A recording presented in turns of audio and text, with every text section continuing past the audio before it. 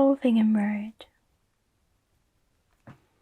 These hands hold oil from the verge like it's a holy book.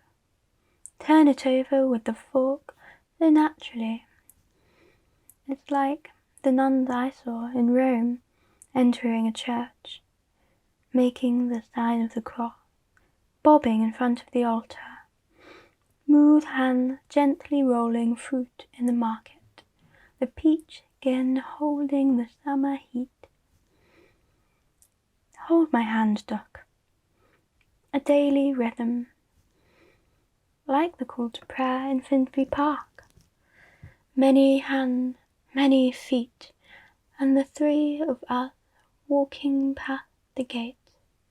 One saying, "Oh, I'm dreaming of a pub garden." And now we sit within one, half a lager twice, an intentional pint of apple juice, and yes, it's small, but there is something prayerful about it, about working the land, the conversation. I imagine you stooping over the hole you dug, a weather-beaten tree, hands like the leather rucksack I carried for years on the Northern Line. The saddle soap, dousing, pressing the body of the tree into place, thick shoe tamping it down. Did you talk as you worked?